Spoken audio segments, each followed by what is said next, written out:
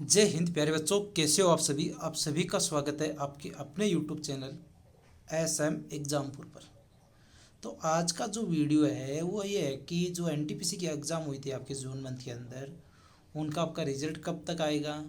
इसके अंदर आपकी कट ऑफ कितनी रह सकती है, जो नॉर्मलाइजेशन मार्क्स होते हैं वो कैसे नॉर्मलाइजेशन होते हैं, कि इसके अंदर जो नॉर्मलाइजेशन प्रोसेस होती है वो कैसे होती है,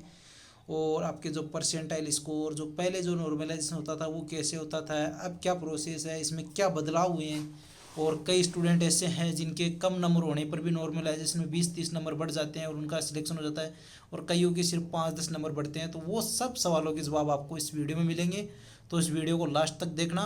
और अगर इस चैनल पर नए हो तो इस चैनल को सब्सक्राइब जरूर करना, क्योंकि इस चैनल पर आपको रेलवे की कोई भी एग्ज़ाम हो या फिर किसी भी तरह की आपकी कम्पिटिटिव एग्ज़ाम हो, उससे रिलेटेड आपको सब तरह की न्यूज़ें आपको इस चैनल पर मिलेगी, चाहे रिजल्ट से रिलेटेड हो, चाहे फॉरम से रिलेटेड हो, चाहे कट ऑफ से रिलेटेड हो।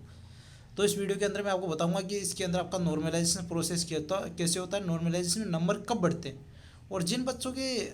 कई बार ये होता है कि 40 नंबर वाले, 50 नंबर वाले 60 कट ऑफ चली जाती है, और कट ऑफ कैसे जाएगी वो सब बताऊंगा मैं आपको, ये कट ऑफ कितनी जा सकती है। अपना जो प्रोजेक्टेड स्कोर है, जो आपका अनुमानित जो स्कोर है आपका, वो बताएंगे आपको सेफ स्कोर कितना रहेगा, कि इतने नंबर तक आपने अगर क्वेश्चन अटेंड किए तो आपका हो जाएगा या नहीं होगा, सब बातें आज की इस वीडियो पर करेंगे। तो मैं पहले बात करता हूँ नॉर्मलाइजेशन प्रोसेस की। तो इसके अंदर मैं बात करता हूँ, पहले अपने पास एक नाम आता है इसके अंदर, परसेंटाइल स्कोर। जो नॉर्मलाइजेशन स्कोर है इस टाइम परसेंटाइल बेस पर चल रहा है, तो परसेंटाइल स्कोर कैसे निकालते हैं वो मैं आपको बता देता हूँ।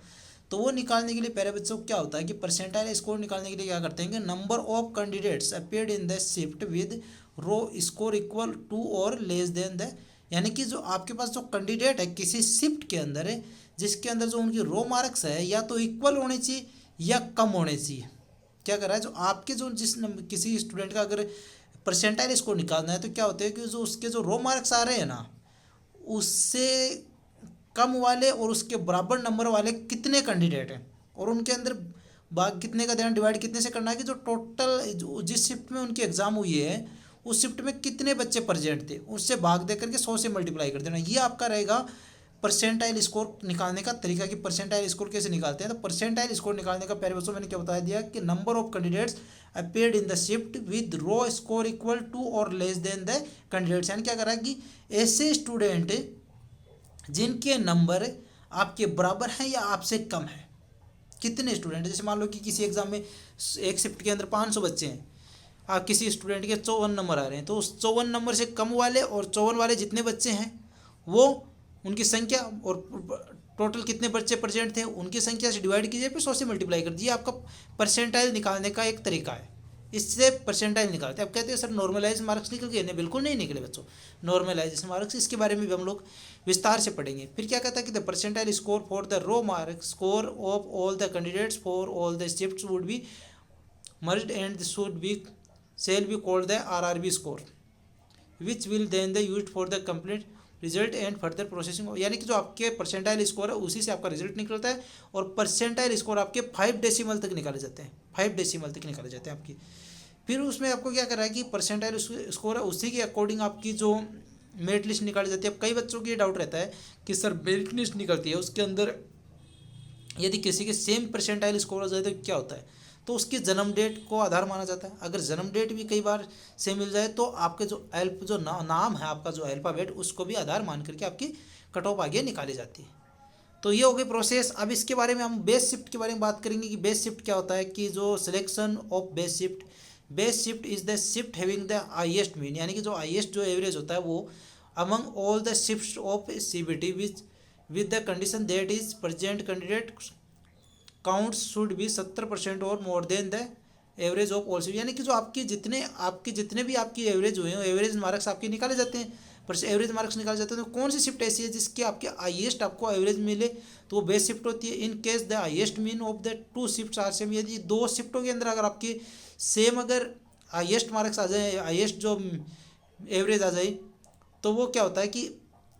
Same havings highest individual marks should be considered as best shift, यानी कि दो में आ जाए तो दोनों सेम बेस्ट शिफ्ट हो जाएगी, दोनों को बेस्ट शिफ्ट मान लोगे आप। यानी कि जो क्या कर रहा है, एवरेज निकालते हैं, जो शिफ्ट होती है उनके अंदर एवरेज मार्क्स निकाला जाता है कि कौन सी शिफ्ट के अंदर कितने नंबर एवरेज आ रहे हैं, कितने मार्क्स आ रहे हैं। तो उसमें जो हाईएस्ट होता है उसे बेस्ट शिफ्ट मानते हैं, कि नॉर्मलाइज मार्क्स के अंदर अपने बेस्ट शिफ्ट होती है, उसको बच्चों महत्वपूर्ण योगदान रहता है इसका भी। तो अब आगे हम लोग बात करेंगे इसके बारे में। अब कि नॉर्मलाइजेशन मार्क्स निकालते हैं तो वो कैसे निकालते हैं, कि calculation of normalization marks. X is the percentile score of a candidate, if X percentile score is found in best shift then corresponding normalize marks are directly available. यानी बेस्ट शिफ्ट आपकी जो है उसके अंदर अगर जो आपके परसेंटाइल मार्क्स है वो तो डायरेक्ट आपके नॉर्मलाइज मार्क्स होते हैं। कई बार क्या होता है कि बेस्ट शिफ्ट के अलावा जो शिफ्ट है उनके अंदर जो स्टूडेंट है उनके नॉर्मलाइज मार्क्स हो रहे हैं, तो उनके नॉर्मलाइज मार्क्स कैसे निकलेंगे, यानी परसेंटाइल मार्क निकालो पहले, उसके बाद नॉर्मलाइजेशन मार्क्स निकालो।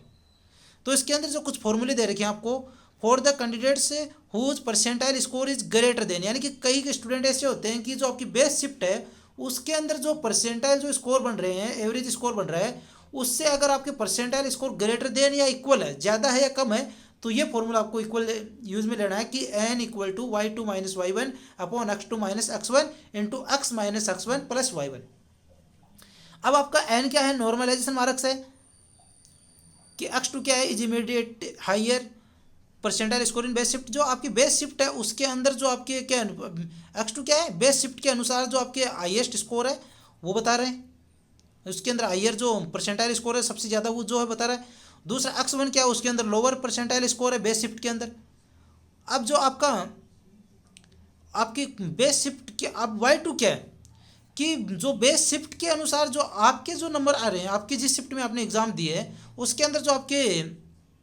नंबर आ रहे हैं x2 के अकॉर्डिंग जो आपके नंबर आ रहे हैं प्यारे बच्चों, वो आपके हाईएस्ट स्कोर y2 क्या है, वही आपकी ने जिस शिफ्ट में एग्जाम दी है आपका जो बेस शिफ्ट है उसके अंदर आपके हाईएस्ट स्कोर माना जाएगा y2, और y1 क्या आ जाएगा, उसके अंदर लोअर स्कोर माना जाएगा।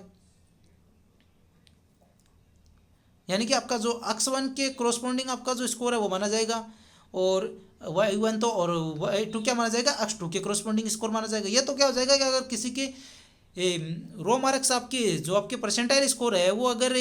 बेस शिफ्ट की से ज़्यादा है तो ये आपको फॉर्मूला यूज़ करना है n equal to y2 minus y1 upon x2 minus x1 into x minus x1 plus y1। ये फॉर्मूला यूज़ करते हैं उसका नॉर्मलाइजेशन मार्क्स निकालने के लिए। दूसरा आपको क्या कर रहा है कि अगर आपके परसेंटाइल स्कोर आप जिस शिफ्ट के अंदर एग्जाम दिए वो अगर आपके कम है बेस शिफ्ट से अगर कम है तो आपको क्या निकालना पड़ेगा, n equal to y1 minus y2 upon y1 upon x2 minus x1 into x1 minus x। इसमें क्या बच्चों n क्या है, आपके नॉर्मलाइजेशन मार्क्स है। मैंने क्या बताया, किसी शिफ्ट में अगर कोई बच्चा मार्क्स दे रहा है तो उसके एवरेज जो बेस शिफ्ट के जो एवरेज मार्क्स है वो क्या है, x है, और x1 क्या है, उसके अंदर बेस शिफ्ट के अंदर हाईएस्ट मार्क्स, और x2 क्या है, next higher marks, next highest marks best shift में, और y1 क्या है, करस्पॉन्डिंग टू x1 स्कोर, यानी जो x1 के जो आपके स्कोर है उसके बेस शिफ्ट के अंदर उसके करस्पॉन्डिंग आपका जो स्कोर है वो y1 और y2 किसके, x2 के करस्पॉन्डिंग स्कोर क्या है, y2। ये आपके प्रोसेस हो गए। अब मैं अगर कट ऑफ की बात करूँ प्यारे बच्चों, तो मैंने बताया था कि 40 नंबर वाले हैं, 60 नंबर वाले हैं, तो आपको अलग अलग शिफ्ट के अगर कट ऑफ निकाल कर बताऊँगा तो उसमें टाइम ज़्यादा लगेगा। पर मैं आपको बता दूँ, किसी बच्चे ने अगर किसी भी शिफ्ट से अगर वो हैं तो 60 प्लस अगर किसी ने क्वेश्चन अटेंड किए हैं तो वो बिल्कुल सेफ स्कोर में है। अब कई शिफ्ट आपकी ऐसी होती है जिनके अंदर आपका हार्ड शिफ्ट होती है, उसके अंदर 70% भी कट ऑफ चली जाती है, और फिर आपके नॉर्मलाइजेशन नंबर पर भी डिपेंड करता है। आपके जो रो मार्क्स है उसी की बात कर रहा हूँ, रो मार्क्स किसी के 60 नंबर आ रहे हैं तो सर मेरे 60 नंबर बन रहे हैं, मेरा होगा या नहीं होगा, 40 वाले का होगा, तो आपको क्या करना पड़ेगा, कमेंट के अंदर ये जरूर बताना पड़ेगा कि आपके कितने नंबर बन रहे हैं। आप ये बताओगे तभी हमें पता चलेगा। वैसे हमें काफ़ी बच्चों ने कमेंट करके पहले भी बताया, तो आप भी जिन बच्चों ने नहीं बताया वो जरूर बताना एक बार कमेंट करके, सर मेरे इतने 45 नंबर बन रहे हैं, मेरे 60 नंबर बन रहे हैं, मेरे इस शिफ्ट में था ही, मेरी ये कैटेगरी है। और बाकी आपकी कैटेगरी के अनुसार आपके नंबर कम ज़्यादा हो सकते हैं। आपके कई शिफ्ट के अंदर आपके 50 नंबर भी हो जाता है, जिसके अंदर SC ST वाली कैटेगरी आ जाती है। कई शिफ्ट में ऐसा होता है कि SC ST वालों की 65 नंबर में भी नहीं होता, तो वो शिफ्ट के अकॉर्डिंग होता है। और आपकी जिस जोन से आपने फॉर्म भरा उसके अकॉर्डिंग होता है कि उसमें कितना कंपटीशन है, उस सब पर आपकी कट ऑफ डिपेंड रहती है। कि एग्जैक्ट नहीं बता सकते कि अजमेर जोन वालों के ओबीसी के आपके जो कट ऑफ है वो 60.62 रहेगी, इस तरीके से नहीं बता सकते बिल्कुल, क्योंकि हम नहीं निकालते कट ऑफ। हम तो आपको एक बता सकते हैं नॉर्मलाइजेशन, मैंने आपको प्रोसेस बता दिया। अगर ये प्रोसेस आपको अच्छी लगी है तो इस चैनल को सब्सक्राइब करो और इस वीडियो को लाइक करो और अपने दोस्तों के साथ शेयर जरूर करो। मिलते हैं नेक्स्ट वीडियो में, तब तक के लिए जय हिंद, जय भारत।